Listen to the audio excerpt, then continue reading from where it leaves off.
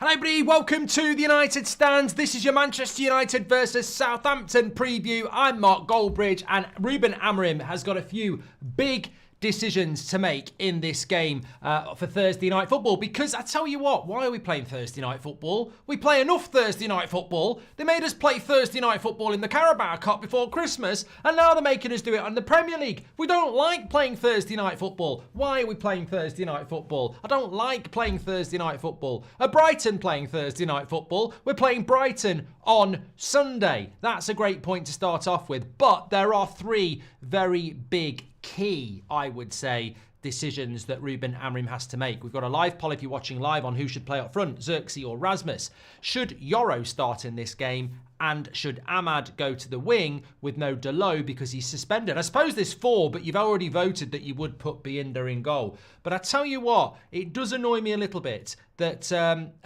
Brighton are playing on Thursday. At least that's fair then. So Brighton are playing on Thursday and they're playing on Sunday. So that's fair. Okay, I'll deal with that. Also want to start off straight away before we get into this preview with Southampton and go through the team. I was actually out for lunch with Ben Foster on Friday, and he said something amazing to me about injured players and what Amorim's doing. And I was like, I'd love to bring this into a show, but we're not recording it, and it's a private meal. Anyway, this morning, I saw a United aggregator, word for word, putting out what Ben Foster said to me at dinner on Friday. And I was like, were they spying on us? It's a regular occurrence. I'm out at the local restaurant, and there's always paparazzi. I'm joking. Apparently, Ben Foster had said the same thing on his podcast that week. And what he basically said, and I think Amorim deserves a medal for this, because I can't, Ben's played the game. I haven't played the game at this level. And sometimes Collier should start, a lot of people are saying.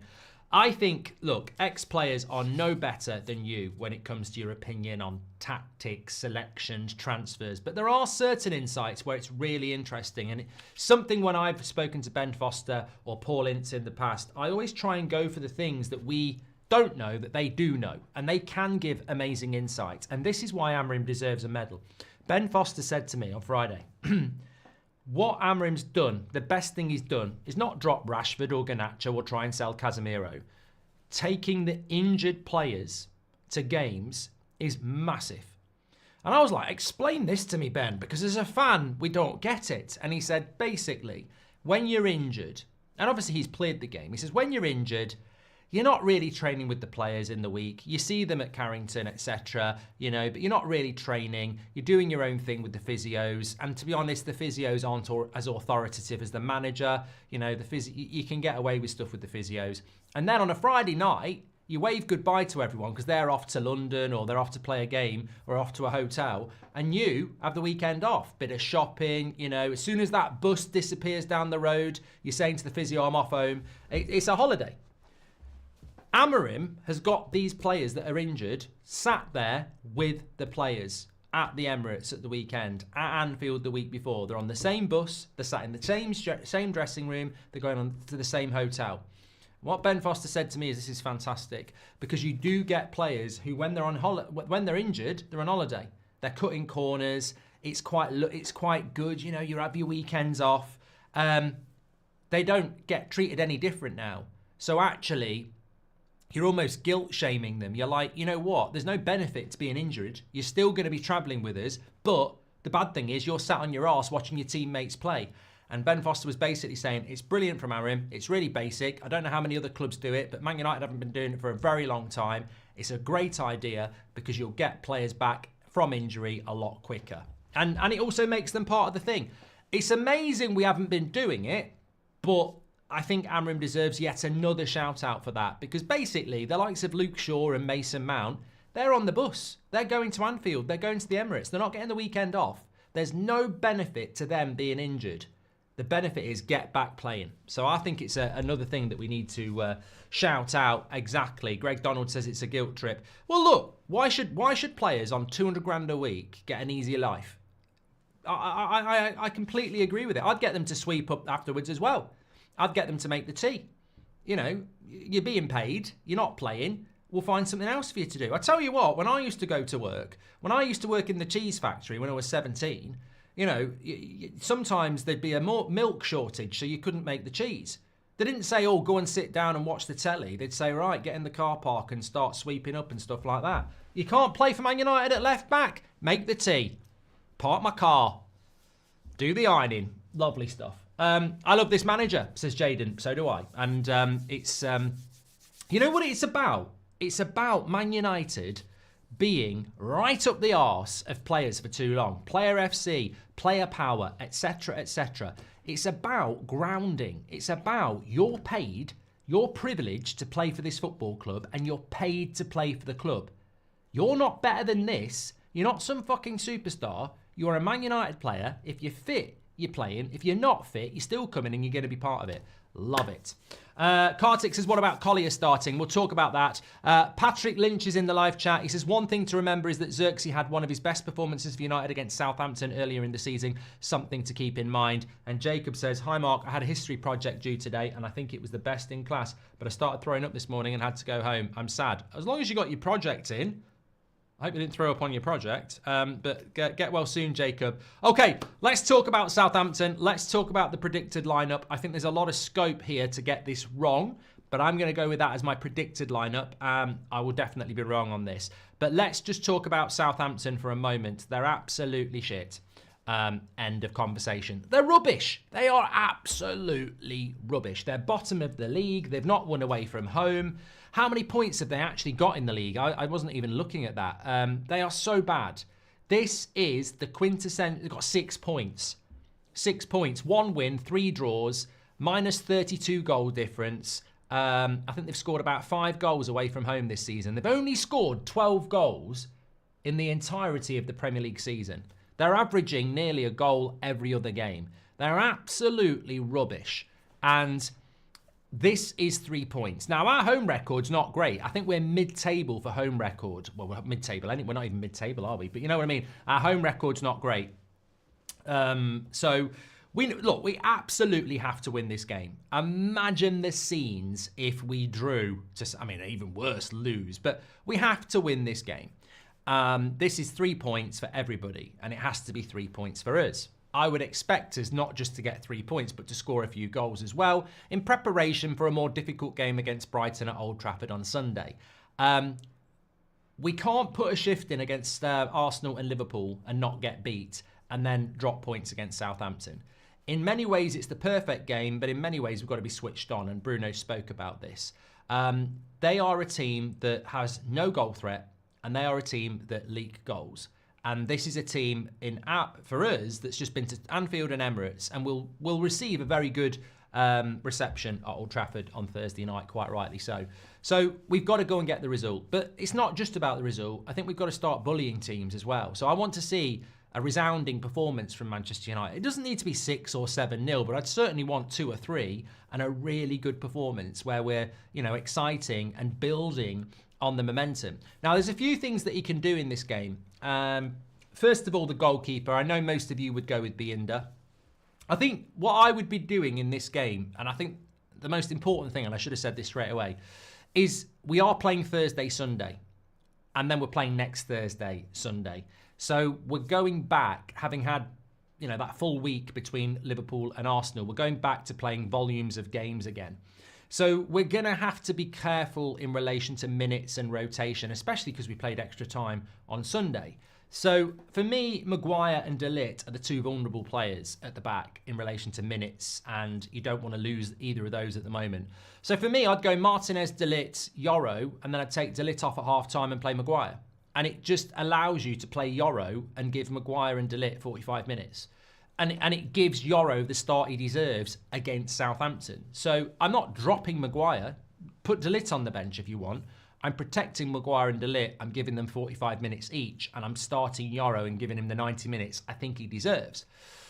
Mazraoui at left wing back because we've got no Delo. And then the next big thing for me is putting Ahmad on the right. I think we've become accustomed to playing fullbacks on the wide positions. But we must remember that Amorim's system isn't about fullbacks on the wide. It has been at Sporting about wingers, and we're playing Southampton. So why would I put another fullback in? I don't think I've got one anyway. But I just put Mazraoui to the left and put Ahmad back on the right because he can do that job. And arguably, Ahmad is better off the right. So we're playing Southampton. He'll get a lot of attacking opportunities. He's certainly not going to have to defend much. It's a gimme to get a winger on the right-hand side instead of a defender. So I'd put Ahmad back to the right. Again, in the midfield, I'd be doing what I want to do at centre-back. I'd play Mainu and Agate to make sure we get momentum. I don't want to make too many changes and allow Southampton into the game. I want to get at them in the first half. So I'll go Mainu and Agate. Second half, Agate off, please. Collier on. That's what I would do. Bruno's going to play. Garnacho, I think, should start. I think, last couple of games, he's got 2 assists. I'd like to see what I think he's... The thing about it is, when you come on against Liverpool at Anfield and you get an assist, and when you're playing a difficult game against Arsenal and you get an assist, he deserves the opportunity to start against shitty Southampton. And that's why I think I'd start Garnacho there, because he deserves the opportunity to start against a team where there should be a lot of attacking opportunities. And let's see how he does in that. And then you come to the striker. Now, 56% of you would start Xerxes, 44% of you would start Rasmus. Now, one thing we're missing here is you could actually argue that that Xerxes is better off behind the striker, and you could play Xerxes instead of Garnacho. You could put Garnacho where Mazraoui is, keep Ahmad on the right, play Xerxes with Bruno, and completely rest Mazraoui as well. So there are options to play Garnacho on the left-hand side, Ahmad on the right side, be more attacking, and play Xerxes in behind Rasmus with Bruno, which I actually like. And I hadn't thought of before I went live, and I wish I had. I like that. In fact, I would do that. Southampton are bad. Mazraoui does need a rest. Brighton's going to be tough. Delo will be back for that game as well. You can rest Maguire. Yeah, let's take Mazraoui out. Let's put Garnacho on the left, and let's play Xerxes in behind Bruno, and let's give Rasmus a go up front. I think what Amorim's got to do is play the striker he wants to get something out of. If he thinks Xerxes is going to be that guy, start Xerxes. If he wants to stick with Rasmus and thinks this could be an opportunity for him to get some chances and get some opportunities, do that. I'm completely comfortable with what Amorim does. He might. I think he will start Onana, by the way. I know I've put Binder in there, and the reason I've put Binder in there is if you're saying Xerxes deserves to start because of how well he played in the FA Cup, then for the love of God, Binder deserves to start. But I think he will go back to Onana because I think Onana is his league goalkeeper, and I think Binder will be used in the FA Cup against Leicester next. But I agree. I think I'm a firm believer that form is the most important thing, and I think for Binder it would be a shame to. I mean, you just saw the contrast before the penalty and after the penalty. It was like a different player. And if he's a player that thrives on confidence, why would you stunt that for a few weeks when you could just play him in this game? And let's be honest, he's not going to have a lot to do against Southampton, is he? So, yeah, look, I think it's really interesting how we might line up. But goals are going to be the key in this game. And I think that we have to be very wary of Brighton. I mean, one thing I did want to do, actually, is just talk about, because we've been through this, it seems to be the longest run of games we've had for a long time where we knew it. Like, I remember when Amorim's first game, Ipswich, I was looking at the fixtures all the way through to Arsenal away in the FA Cup. I mean, literally Ipswich, and then, all these Newcastle, Bournemouth, Man City at the Etihad, Arsenal at the Emirates, and then after Christmas you got Liverpool. So we've been through this, what feels like a massive set of fixtures. And I'm almost at that point now where I don't really know what's coming next, because I was always focused on up until the FA Cup. So we actually have 3 home games where I'd look to win all 3. We've got Southampton, obviously we're talking about. If we don't win that, we're in trouble.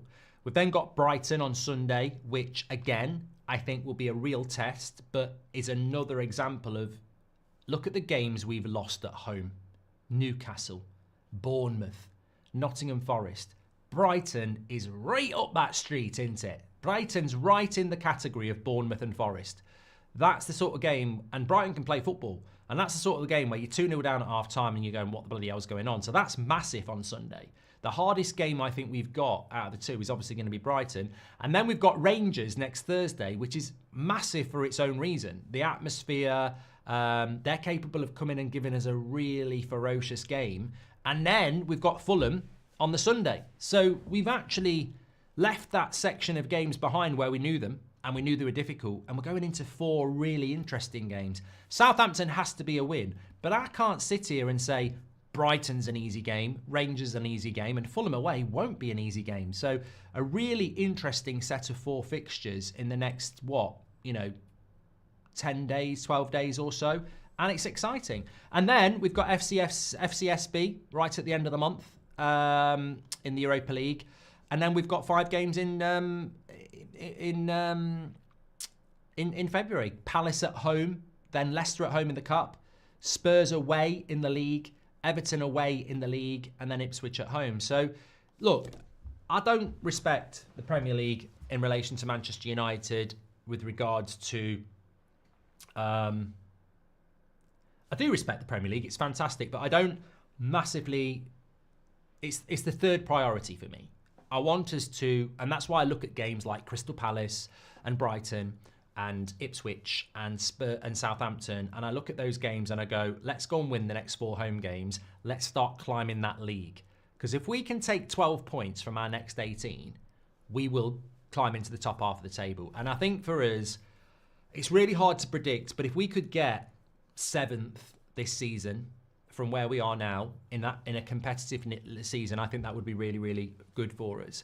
But it is about the FA Cup. It is about the Europa League. And the Europa League for us, because we'll be in the top 8, we won't actually play in the Europa League until March because there's a qualifier in February. So we've got an opportunity to really start to build some momentum with these home games. And apart from Spurs and Fulham away, there's not really any games where you'd go, that's difficult. Whereas the last month, Man City away, Arsenal away twice, Liverpool away.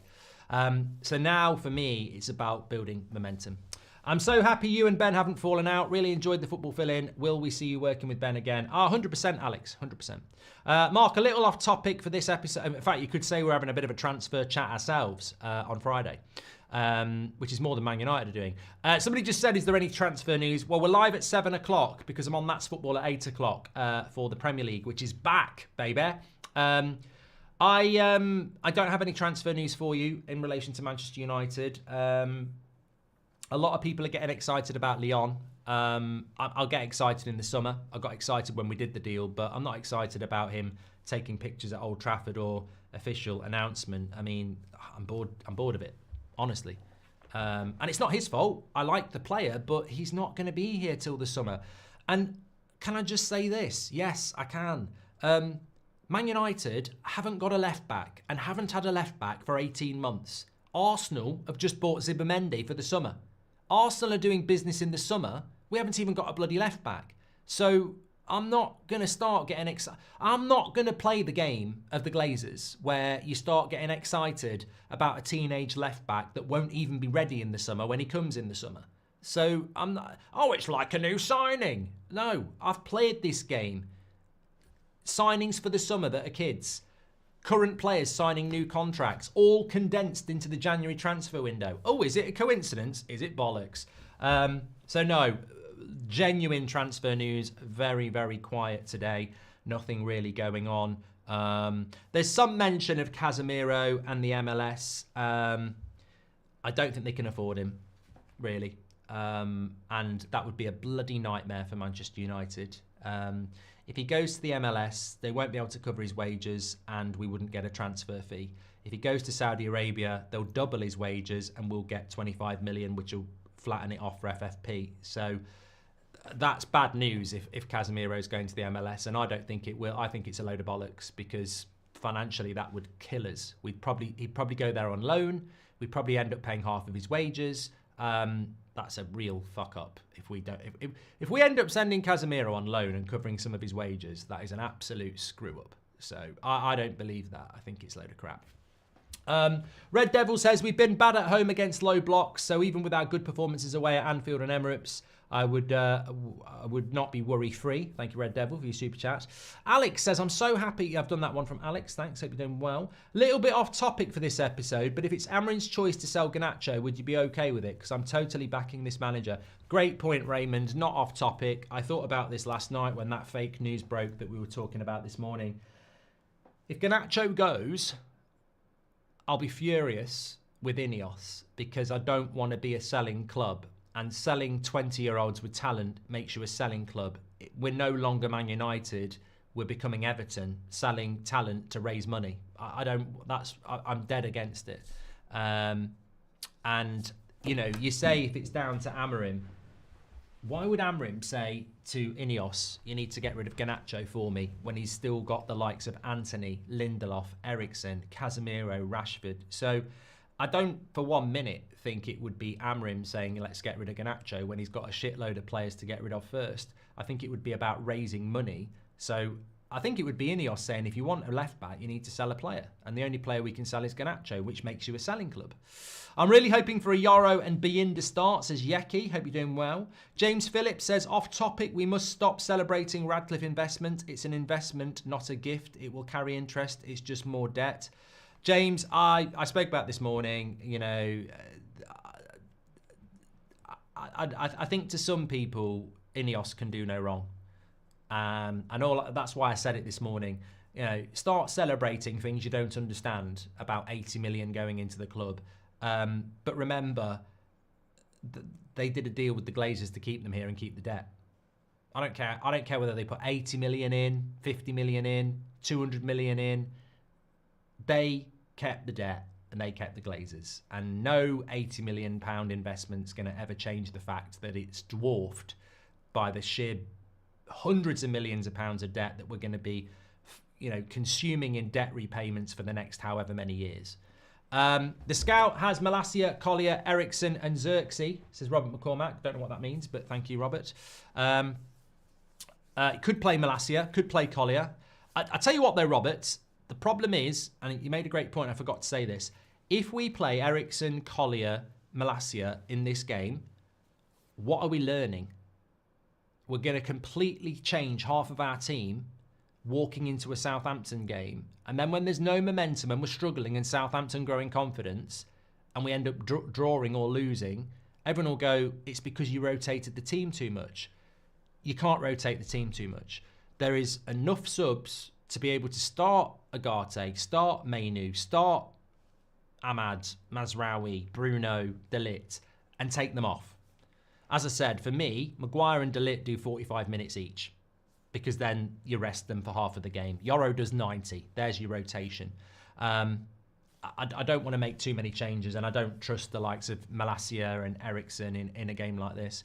Anyway, brilliant, lovely, quick preview. That's what we're all about. Nice to do it live as well. Back at 7 o'clock tonight, don't forget. Obviously, if any transfer news, we will be live with you anyway.